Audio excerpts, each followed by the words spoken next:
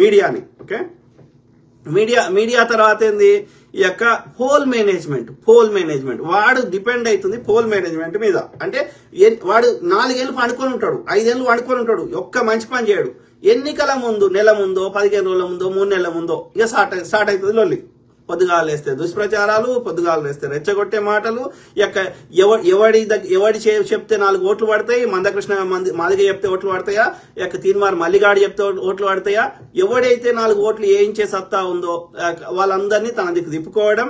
Okay, వానికి కావాల్సిన పదవి ఇస్తా అని చెప్పడము, లేకపోతే పైసలు ఇస్తా అని చెప్పడము, ప్రజలకు పైసలు వంచడము, పోల్ మేనేజ్మెంట్ పటిష్టంగా చేస్తున్నారు. ఇవి కాకుండా మొన్న ఢిల్లీలో ఎట్లా గెలిచా ఆమ్ ఆద్మీ పార్టీ వాడు అస్సలే లొంగలే, జైల్లో పెట్టినా లొంగలే. కొందరేమో భయపడి లొంగిపోయి బీజేపీలో జాయిన్ అవుతున్నారు. కానీ ఇప్పుడు జార్ఖండ్ ముఖ్యమంత్రి లొంగలేదు, హేమంత్ సోరెన్, అట్లనే మన యొక్క ఈ కేజ్రీవాల్ లొంగలేదు. లొంగకపోతే వాళ్ళ మీద దుష్ప్రచారాలు చేయడము, ఇవన్నీ కాలేదనుకో ఈవీఎంలను రిప్లేస్ చేస్తుండే. ఈ రిప్లేస్ చేస్తే దొరుకుతున్నారు కాబట్టి రిప్లేస్ చేయరుగా.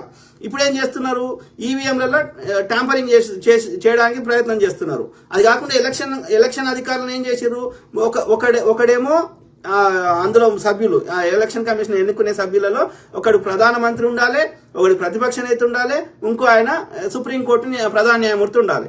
ఆ సుప్రీంకోర్టు ప్రధాన న్యాయమూర్తిని తీసేసి ఆ స్థానంలో కేంద్ర మంత్రి హోంశాఖ మంత్రి అమిత్ షాను పెట్టిండు. అంటే ఇద్దరు, మోడీ, అమిత్ షా అండ్ రాహుల్ గాంధీ, ఈ ముగ్గురు కలిసి ఎన్నికల అధికారిని సెలెక్ట్ చేయాలి అన్నప్పుడు ఇద్దరు ఎటు ఓటేస్తే అంటే వాళ్ళే గెలుస్తారు కదా.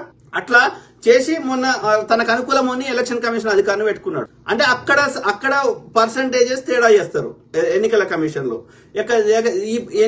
ఎన్నికలైపోయి ఒక 24 గంటలైనా చెప్పరు, 3 గంటల దాకానేమో 50% కూడా కాదు, తెల్లారి చెప్తే 84% అవుతుంది. ఎట్లయితుంది, 5 గంటలు, సాయంత్రం 5 గంటల తర్వాత పొద్దుగాల 7 గంటల నుంచి సాయంత్రం 3 దాకానో 5 దాకానో రాని ప్రజలు ఆ సాయంత్రం 3 నుంచి 5 లోపలే గంటమంది ఎట్లా వస్తారు?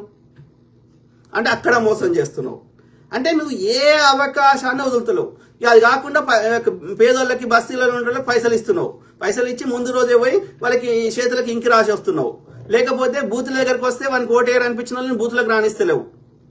లేకపోతే ఒక బూత్ లో నీకు అది ఓటర్ కార్డు ఇచ్చి ఇంకో బూత్ లో వానికి నీ ఓటు ఉందని చెప్తున్నావు. ఆడికి వచ్చిన వాళ్ళు ఏం చెప్తున్నారు, ఇంటికి వెళ్ళిపోతున్నారు. లేకపోతే ఈవీఎంలను మొరాయింపజేస్తున్నావు.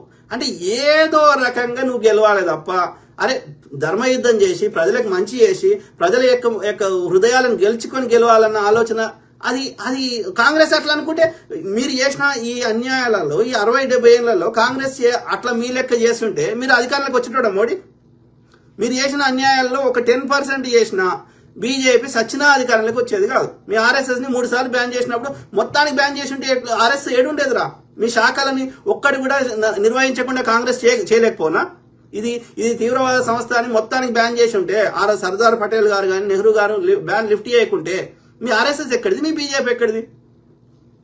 అంటే ఎంత నీచం స్థాయికి దిగజారుతున్నావు. నువ్వు ధర్మయుద్ధం చేయరా, ప్రజలకు మంచి చేస్తే వాళ్ళు ఇష్టం, ఎవరికైనా ఓటేస్తారని దాన్ని అంటారు కదా. ఏం చేసుకుంటావు? వాళ్ళందరిని ఇబ్బంది పెట్టి వాళ్ళందరూ సొమ్ము దోసుకుని ఏం చేసుకుంటావు? ఉంటావారా? ఎవడున్నాడు? వాజ్పేయి ఉన్నాడా? వాడెవడో మీ పార్టీలో స్థాపించిన వాళ్ళు ఉన్నారా? మోడీ ఉంటాడా ఇంకా 5 ఏళ్లకు 10 ఏళ్లకు?